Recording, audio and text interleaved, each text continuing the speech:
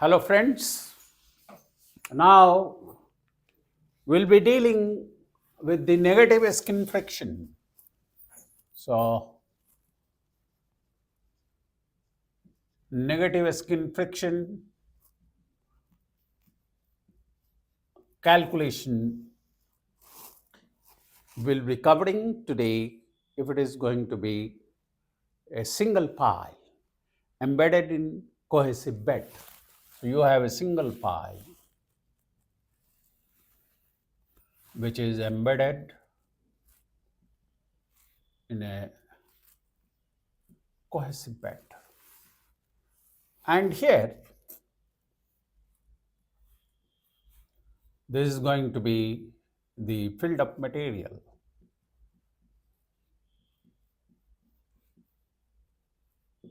And therefore, it is going to get decomposed, it's going to be cohesive, and therefore, it is going to move in the downward direction. And if the ground is going to move in the downward direction, it will induce a drag force and inducing negative skin friction. So, this is going to be the negative skin friction. So, you should know how to calculate the negative skin friction. And here, if you apply the load, the resistance by this ground is going to be there. This is called the skin friction, unit skin friction, unit skin friction.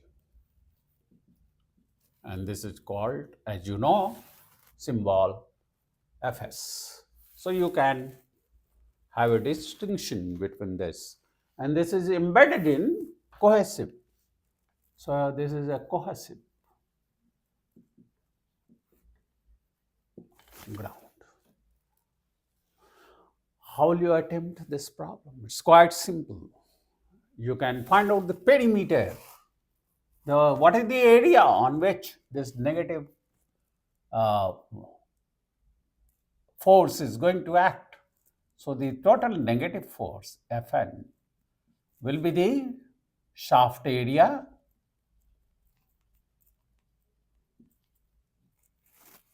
multiplied by the force will be equal to shaft area multiplied by this Fn value.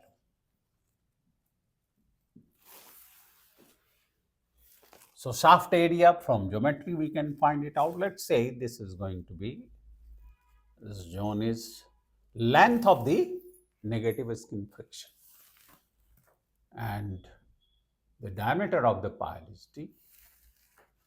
So shaft area, you can find out the perimeter of this. So perimeter of the pile, let's say it is P multiplied by ln will give you the shaft area. What will be the perimeter here? It will be pi d. It is circular in cross section. So perimeter pi d multiplied by ln is the shaft area. And this Fn is going to be alpha times CO. And mind it, this force is acting in the downward direction.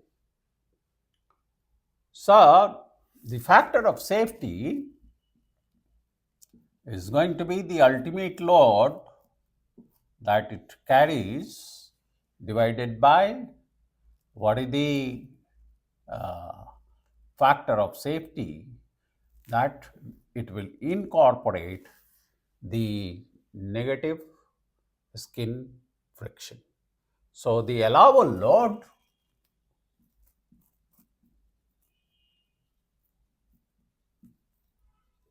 plus Fn. Therefore, the allowable load is going to be Qu divided by a factor of safety minus Fn. So all those things for a single pile, but the piles are seldom used as a single entity. It is always used in group. So in that case, if it is used in groups, how will you find it out? So the piles are used in groups, and therefore we should find out the negative skin friction based on this group. So Fn not for single pile, but it is going to be for the group. Fng will be the number of piles in the group, and this is called the number of piles in the group multiplied by this Fn of one pile or single pile. So this is for one pile. So this is one way. This is one. The second one is on block failure criteria, and that Fng you should also calculate from block failure or group failure criteria. So there the perimeter is going to be same. Perimeter is going to be Pg now, perimeter of the group. It is not multiplied by Ln into the shearing strength, whatever is the shearing strength. If it is cohesive soil, it is going to be alpha times Cu, that you know it. So the shearing strength you should calculate it. So for cohesive soil, it is going to be alpha times Cu. This is called, or I can write it tau. So this will be alpha times Cu. What is the shearing strength? Is alpha times Cu. So that's the skin friction which is going to act in the downward direction. So the things are going to be quite simple. So here it is going to be Pg into Ln, that is the perimeter of the group, into length, in which this is going to be a compressible zone, and multiplied by shearing strength plus. Now if it is a block shear failure, I have already explained previously that this soil is going to be part of the, it is going to act as if it is a monolithic unit. So it is going to be gamma times Ln. So if there are number of piles, so here in this zone, it is gamma, this is going to be Ln. So gamma times Ln. You should calculate that intensity multiplied by what is the area of the group. So you have got two expressions, and out of these two expressions, you should be in a position to calculate. The greater value should be taken as the negative skin friction of the group. So greater of the two should be taken. Greater of the two should be taken. So that's the attempt that we should find it out. If it is a cohesionless soil, you know how to find it out. So it's no longer the cohesive soil. If it is going to be filled up soil, the nature of the filled up soil is going to be now filled up soil, it is going to be phi soil. That means cohesionless. Then in that case, what is this force that you can find it out? I have already explained to you that perimeter, you know it, multiplied by the length, that becomes the area. And here, what is the formula for calculating this? That is, what is the vertical pressure? Vertical pressure is going to be, here the unit weight is say gamma. So you should take it gamma into ln. And that is the vertical, multiplied by k, that is the horizontal. And k is the coefficient of earth pressure, multiplied by tan delta, where delta is the angle between this pile material and the adjoining phi soil. So this becomes the total negative friction. Fn value you can easily calculate for a single pile, and therefore it becomes equal to half k gamma, you can take it into p into ln, so into p ln whole square, and into tan delta. And then remaining things, if you are going to use in group, I have already explained that for group capacity, how should you attempt this problem. Now, if you want to find out the uplift load carrying capacity of the pile, some of the problems I have seen is being asked on the uplift load carrying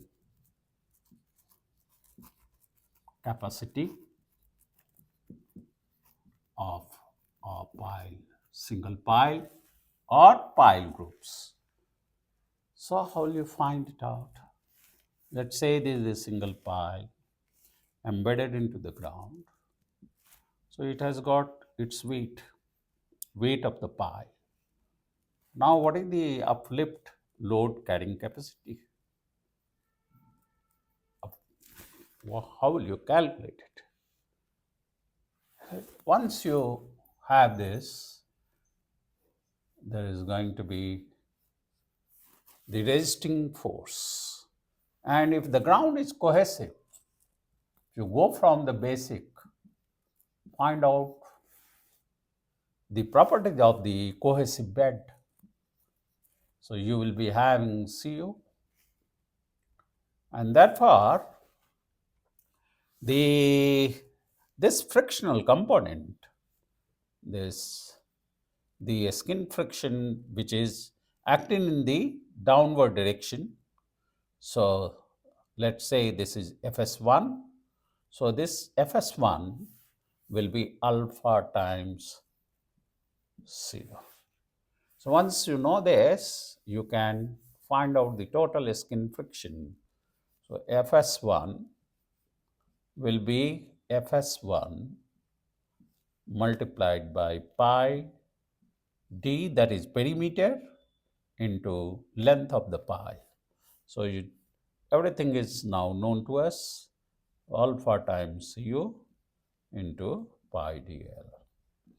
You can calculate this force that is acting in the downward direction. And this should now be added to the weight of the pile. So Q uplift, therefore, the total uplift carrying capacity is going to be this Fs1, which is acting in the downward direction, plus weight of the pile, that is also acting in the ground. And this uplift load is acting in the upward direction. So it's quite simple. We can calculate it. But if you want to find out the net uplift, therefore, you can also calculate the net uplift. So Q and net uplift will be equal to Fs1. So it is going to be Fs1. Because this, the weight, we do not consider if you are going to calculate the net uplift load carrying capacity of the pile. So friends, briefly I have explained to you the conceptual way of attempting any problem, and you can, if the time permits, more number of problems will come up. I hope these points are crystal clear to you. So this is going to be the 19th video, and all of you can see that. So today only this much, and next video I will be talking about the retaining wall and earth pressure computation. Thank you.